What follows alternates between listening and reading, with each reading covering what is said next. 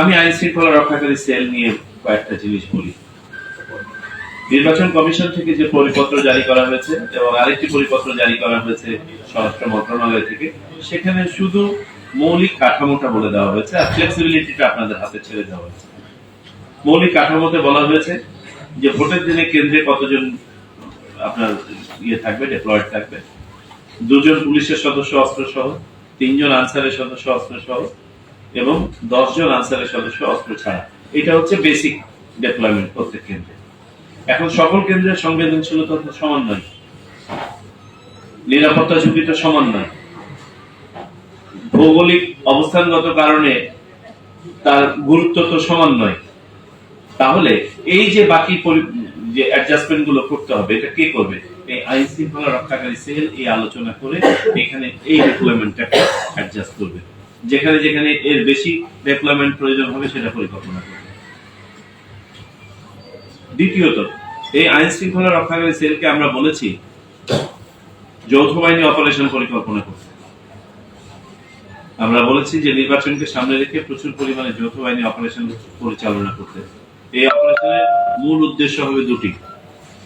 1, অবৈধ এবং হারানো অস্ত্র উদ্ধার, আর 2, চিহ্নিত সন্ত্রাসী এবং ট্রাবল মেকারদেরকে আইনের আওতায় নিয়ে আসা। এই অপারেশন গুলো পরিকল্পনা করতে হবে আইন শৃঙ্খলা রক্ষাকারী সেল, এবং এই অপারেশন গুলো যাতে ইফেক্টিভ হয়, যথাযথভাবে প্রতিপালিত হয়, এর রেজাল্টটা যেন ভালো পাওয়া যায়, সেটার জন্য ভালো গোয়েন্দা তথ্য প্রয়োজন।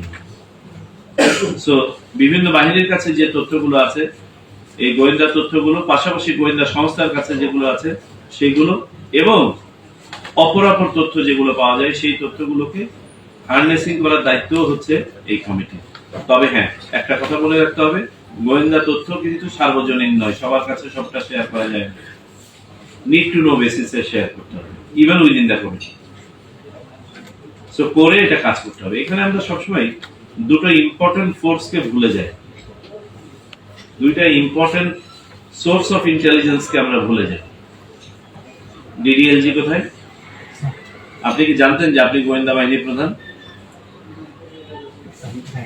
জানেন না? সর্বনাশ কথা।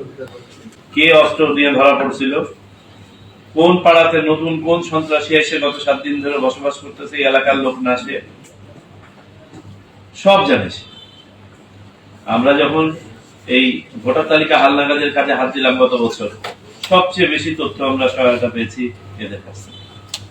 তারা এক্স্যাক্টলি জানতো যে কারা কারা এলাকায় মারা গেছে, কারা এখনো বেঁচে আছে, এবং তাদের তথ্য সহায়তার উপর ভিত্তি করে আমরা যে 21 লক্ষ মৃত ব্যক্তিকে তালিকা থেকে বাদ দিয়েছি, এটা মূলত সোর্স অফ ইনফরমেশন ছিল তারা।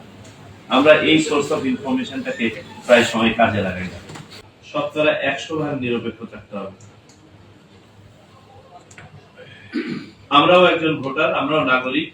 আমিও হয়তো ভোট কেন্দ্রে গিয়ে কোনো একটা প্রার্থী বা মার্কাকে ভোট দিব, আমার পছন্দ ওইখানেই শেষ। যখন আমি আমার দায়িত্ব পালন করছি, আর কোনো আমার পছন্দ অপছন্দ নাই, এক সুতাও ডানে থেকে বাবা যাওয়া হবে না। তো নিরপেক্ষতার ব্যাপারটা হচ্ছে অনেক বড়, এটা আমাদেরকে নিশ্চিত করতে হবে। নির্বাচন কমিশন এবং সরকারের পক্ষ থেকে আপনাদেরকে বলে রাখি, আজ পর্যন্ত কোনো ইনস্ট্রাকশন আপনাদেরকে দেওয়া হয় নাই যেটা পক্ষপাতমূলক, ভবিষ্যতেও দেওয়া হবে না। তদুপরি যদি কেউ নির্বাচন অনুষ্ঠানের সাথে সম্পৃক্ত কোনো ব্যক্তি যদি তার পছন্দ অপছন্দের ঊর্ধ্বে উঠতে না পারেন এবং নিরপেক্ষতা হারান, তার ব্যাপারে নির্বাচন কমিশন ভয়ানক কঠিন হবে।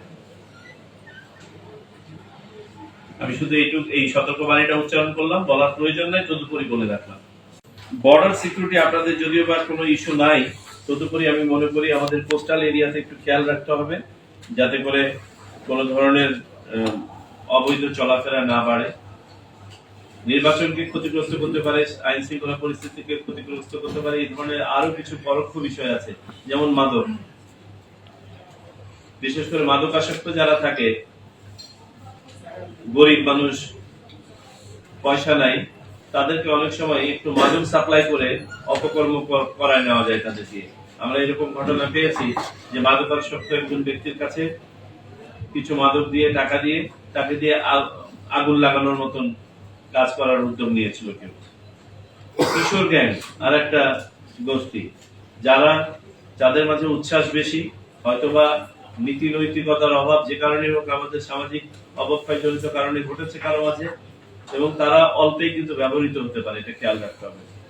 তাদের প্রতি আমাদের সমবেদনা আছে, কিন্তু এট দ্য সেম টাইম খেয়াল রাখতে হবে it is a source of insecurity.